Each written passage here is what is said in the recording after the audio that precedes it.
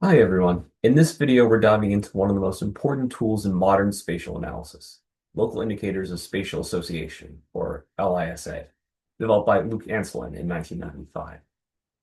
So up until this point, most of the work we've covered in regional economics has focused on why regions or cities differ, differences in productivity, human capital, or industrial composition, things like that.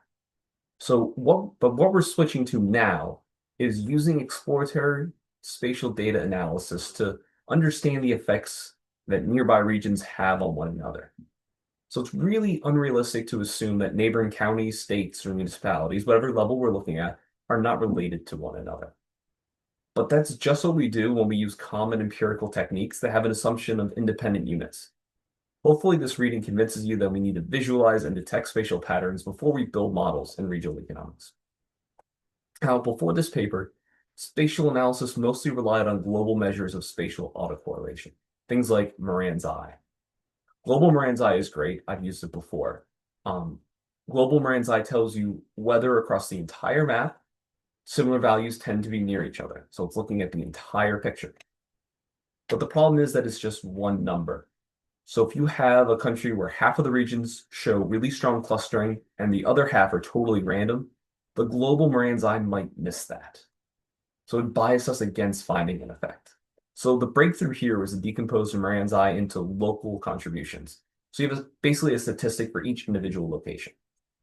So it shows you where spatial dependence exists, not whether it exists overall. So you're able to identify exactly what's going on and where it's coming from. Now, each region gets its own local Moran's eye value. If a region has a high value and is surrounded by other high values, that's a high cluster. If it has a low value surrounded by low values, that's a low cluster. If it's high but surrounded by low neighbors or vice versa, that's an outlier. So you can think of it like this. LISA lets you zoom in and see which regions are driving the broader spatial pattern. Now, I'll touch on a few of the technical pieces here and get a lot more detail in the reading itself. But the spatial weights matrix, or W, this matrix basically defines who counts as a neighbor.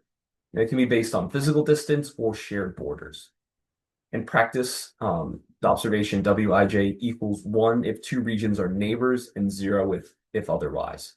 And most of the time when you work with a spatial matrix W, it will be based on shared borders or contiguity.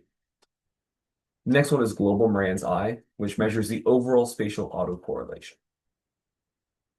And there's local Moran's eye, or LISA. This tells us how each observation contributes to the overall spatial autocorrelation. He also talks about significance testing. So we test whether each local value of Moran's eye is statistically significant using permutation tests, repeatedly randomizing the data to see how often a similar pattern would appear by chance. And finally, the LISA cluster maps.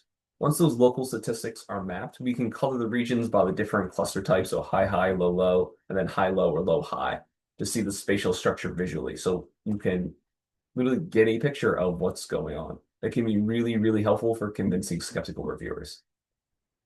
So imagine you're analyzing per capita income across region.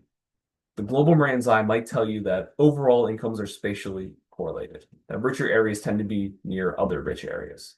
But LISA will show you where that occurs.